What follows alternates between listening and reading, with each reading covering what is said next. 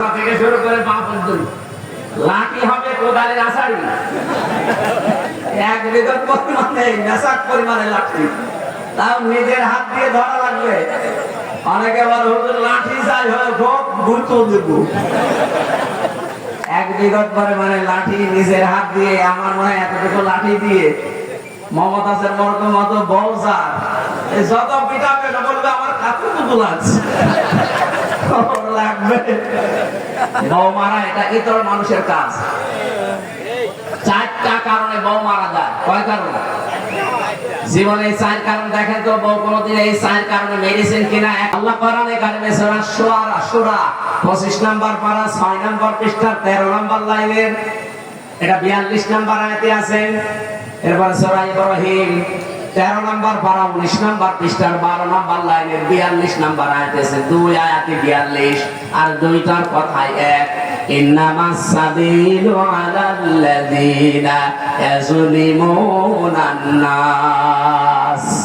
রব্বুল আলামিন বলেন, আমি কিন্তু মামলা দায়ের করব তাদের বিরুদ্ধে যারা মানুষ হয়ে মানুষের উপরে জুলুম করেছে। আপনি বলেন তো বাংলাদেশে আল্লাহর মামলার আসামি নেই? বলেন বলেন, 54 বছরে কত মানুষ আল্লাহর মামলার আসামি হয়ে গেছে। আমরা গ্যারান্টি দিতে পারি আমরা মানুষের উপরে জুলুম করি নাই, আমরা আল্লাহর মামলার আসামি না। এই কথা বলছেন আপনি? আপনি একেবারে খাপের খাপ মিলিয়ে দেন। আমার ব্যক্তিগত জীবন, পারিবারিক জীবন, সামাজিক জীবন, বাকি জীবনগুলো তো আমি এখনো যেতে পারি নাই। যতটুকু জীবন বানিয়েছি আমার ভেতরে আমি দেখতে পাচ্ছি জুলুম নেই। কিন্তু 54 বছরে কত মানুষকে দেখছি তারা জালেমের বাপ হয়ে বসে আছে। শুধু জালেম না, নিজের স্ত্রীর উপরে জুলুম করে, কন্যাদের উপরে জুলুম করে, ছেলের নামে ভালো ভালো সম্পদগুলো লিখে দিয়ে এই সীমাখালী বাজারের দোকান ঘাট সব ছেলের নামে লিখে দিয়েছে। আর মেয়েকে হজে যাচ্ছে, এখন মেয়েরে বলে মা তোর জন্য দোয়া করে দিলাম। একটা টাটকা নির্ভেজাল শয়তান। এই শরীক যারা ফাঁকি দেয় মেয়েকে, ভাইকে, বোনকে, ফুফুকে, ওদের দুইটা ক্ষতি হবে। জীবনে ওই দিন থেকে তার সব ইবাদত কবুল হওয়া বন্ধ। আর যখন মারা যাবে ঈমান পাবে না, বেঈমান হয়ে পড়বে। এরকম জুলুম সন্তানের উপরে, মেয়ের উপরে, ফুফুর উপরে, চাচার উপরে করেছেন কারা? এক্ষুনি সম্পদ ফেরত দিয়ে দেবেন।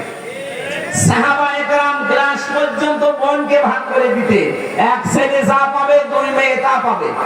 সেখানে পরিবারের গ্লাস পানি খাওয়া এইটাও ভাগ করতেন, বোনকে দিতেন একটা, নিজে নিতেন দুইটা।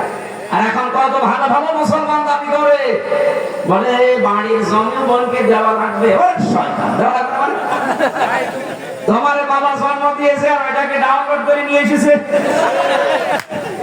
মেয়েকে দেওয়া লাগবে না? ওটা বাবার অংশ না। কোরআনে কারিমের নির্দেশ ছিল ইউসিকুমুল্লাহু ফি আওলাদিকুম লিযযাকারি মিসলু হাযযিল উনসায়াইন। আমি আল্লাহর নির্দেশ, এক ছেলে যা পাবে সম্পদাদি, দুই মেয়ে তাই পাবে। এ আইন কার? এ আইন যারা মানেন না তারা মেয়ের উপরে জুলুম করে। যত হাজী সাহেবকে আমি দেখেছি 100 জনের অন্তত 70 জন হাজী এই 2 নাম্বারই করে না। আপনার হচ্ছে না। আপনি ছেলেটাকে এত ভালোবাসেন যে আল্লাহর জন্য, মেয়েকেও ভালোবাসা লাগবে আল্লাহর জন্য। এই কথা বলে না কেন? নয়তো আপনি সারা জীবন যা ইবাদত বন্দেগী করলেন, মেয়েটা ফাঁকি দিয়ে ছেলেকে লিখে দিলেন, আপনার ইবাদত কবুল হয়নি, সব বন্ধ হয়ে আছে। এখানে যাদের কবুল হচ্ছে না এটা ফেরত দেওয়া লাগবে। যারা যারা ফেরত দেননি, মেয়েকে দেননি, ফাঁকি দিয়েছেন, ফেরত দেবেন কিনা বলেন তো? এলাকায় 2 নাম্বার মানুষ নেই। 2 নাম্বারে আপনি মারা যাওয়ার সময় ঈমান পাবেন না, বেঈমান হয়ে মরবেন। বলেন নাউজুবিল্লাহ। স্ত্রীর উপরে যেন জুলুম না হয়। স্ত্রীর উপরে জুলুম কি? এই যে অনেকে উড়ান ঘোড়া মারে, যেখানে সেখানে পিটান না, যেখানে সেখানে মারা যাবে না। 4 জায়গায় মারবেন। মাথায় মারা যাবে না, মুখে মারা যাবে না, বুকে মারা যাবে না, পিঠে মারা যাবে না। এই 4 জায়গা বাদ দিয়ে যে জায়গা আছে, এই মাথা থেকে শুরু করে পা পর্যন্ত লাঠি হবে কোদালের আষাঢ়ি, এক বিঘত পরিমাণে মেশাক পরিমাণে লাঠি, তাও নিজের হাত দিয়ে ধরা লাগবে। অনেকে বলে হুজুর লাঠি চাই হোক গুরুত্ব দেব। এক বিগত পরে মানে লাঠি নিজের হাত দিয়ে, আমার মনে হয় এতটুকু লাঠি দিয়ে মমতাজের মতো বলজার যত পিঠা পেটা বলবে আমার কতটুকু লাগছে লাগবে। বউ মারা এটা ইতর মানুষের কাজ। 4টা কারণে বউ মারা যায়। কয় কারণে? জীবনে 4 কারণ দেখেন তো বউ কোনদিন এই 4 কারণে মেডিসিন কিনা। 1 নাম্বার যদি ফরজ নামাজ না পড়ে, ফরজ নামাজ পড়ে না এই জন্য মেডিসিন। এরকম স্বামী হাত তোলেন তো।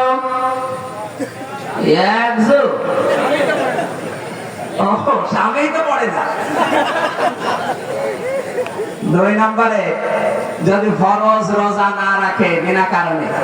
3 নম্বরে যদি ফরজ পর্দা যেটা এটা যদি না করে। মেয়েরা যারা এসেছেন আশপাশে আছেন, আপনাদের ফরজ পর্দা হচ্ছে মুখমণ্ডল, হাতের কবজি, পায়ের পাতা, বাপ দিয়ে পুরা শরীর ঢেকে রাখা লাগবে। কথা বোঝা গেছে? এটা মেয়েদের। পুরুষের নাভি থেকে হাঁটু পর্যন্ত ঢেকে রাখা লাগবে আবু হানিফা রাহমাতুল্লাহ আলাইহির মাযহাব মত অনুযায়ী।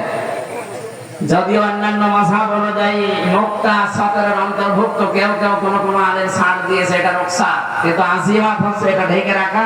শুধু চোখ দুটো বের করে বাকি পুরো শরীরকে ঢেকে রাখা এটা নামাজ রোজার মতই ফরজ। 3 নাম্বার। 4 নম্বরে যদি স্বামীর জায়েজ হুকুম কোন মহিলা না মানে, স্বামীর যে জায়েজ হুকুম আছে এইটা যদি কেউ না মানে, স্বামী যদি এখন বলে যে 3 জন ভোটে দাঁড়িয়েছে, আল্লাহর আইনের পক্ষে যে আছে তার ভোট দেওয়ার দরকার নেই, অন্য কাউকে দাও না, এরকম কথা স্বামীর মানা যাবে না।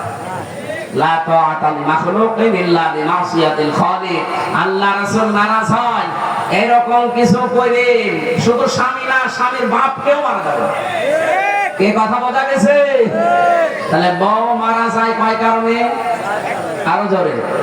এই 4 কারণের বাইরে যে কোনো কারণে যদি মারেন জায়েজ হবে না। আমার মনে হয় এখন পরিবারে এই 4 কারণে কেউ বউ মারে না। বউ মারে যৌতুকের টাকা দেয়নি এই কারণে। যৌতুকের টাকা নেওয়া আর নিজের পায়খানা নিজে খাওয়ার সমান। না না, এটা ঠিক হয়। নিজের পায়খানা খেলে একটা গুনাহ হয়, কবিরা গুনাহ। আর যৌতুকের টাকা যদি কেউ নেন 2টা গুনাহ হবে। একটা হচ্ছে জুলুমের গুনাহ আর একটা কবিরা গুনাহ। এক কথা বলছেন না? একটা মেয়ে এত সুন্দর করে মানুষ করে আপনার কাছে দিচ্ছে, এরপরও যদি আপনি একটা মোটরসাইকেল চান, কত কষ্ট করে দেবে। মোটরসাইকেল যখন আপনি সকালবেলা স্ত্রীর সামনে গিয়ার দিয়ে নিয়ে যাবেন, ও মনে মনে বরদোয়া দেবে আল্লাহ যেন অ্যাক্সিডেন্ট করে। কারণ আমার বাবার কত কষ্টের টাকার মোটরসাইকেল। এটা যারা নিয়েছেন আশা করছি আপনারা ফেরত দেবেন। যৌতুকের টাকা খাওয়া পায়খানা ডবল খাওয়ার সমান। বলেন নাউযুবিল্লাহি মিন যালিক। জুলুম যে যেখানে যতটুকু আছে, এখান থেকে এই মাসের শিক্ষা, এখান থেকে থেমে যান। জুলুম বন্ধ। তাকাতিলুল মুশরিকিনা কাফাতান কামা ইউকাতিলুনাকুম কাফা। মুশরিকদের বিরুদ্ধে লড়াই চালাও যেভাবে ওরা লড়াই চালাচ্ছে।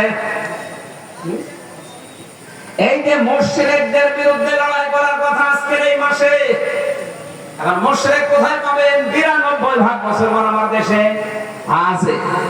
মুশরিক হচ্ছে তারা আল্লাহ যেটা পারে ওটা অন্য কেউ পারে এই বিশ্বাস যারা করে তারা মুশরিক। এদেশে নেই? এক কথা বলে না কেন? কোরআনে কারিমে আছে মুশরিকদের সবচাইতে একেবারে সহজ চিহ্ন চিন্তা এটা, কাবুরা আলাল মুশরিকিনা মা তাদউহুম ইলাইহি। হে নবী, আপনি যখন পৃথিবীর মানুষকে বলবেন যে আল্লাহর দ্বীন কায়েম করো, আনাকিমুদ্দীন ওয়ালা তাতাফাররাকু ফি, এই বিষয়ে কোনো মতপার্থক্য করা যাবে না, আপনি দেখবেন সবচেয়ে বেশি মন খারাপ করবে, আপনার প্রতি রেগে থাকবে, আপনাকে বাধা দেবে, কষ্ট দেবে যারা মুশরিক তারা। সুতরাং বাংলাদেশে দ্বীন কায়েমের কথা বললে খারাপ লাগার কথা কাদের? বলেন বলেন। আপনার কাছে খারাপ লাগে কেন? আপনি কি মুশরিক? আপনি যে রাজনীতির কথা বলে এড়িয়ে যেতে চান, আপনি কি মুশরিক?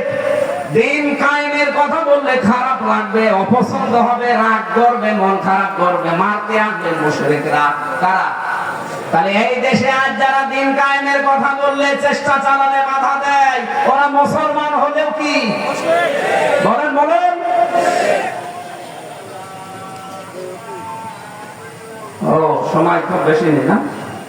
সম্মানিত ভাইরা, আমরা একটা আর যেতে পারলাম না। যতক্ষণ গেছি এখানে প্রায় 7টা শিক্ষা ছিল। 2টা বলেছি, জুলুম মুক্ত জীবন গঠন করা লাগবে, আর মুশরিক যারা তাদের বিরুদ্ধে ঐক্যবদ্ধ হওয়া লাগবে, কঠিন হওয়া লাগবে সামনে। আল্লাহ আমাদেরকে তৌফিক দিন, আমিন। আগামীতে আবার আসবো ইনশাআল্লাহ, কথা হবে, দেখা হবে। আল্লাহুম্মা আমিন।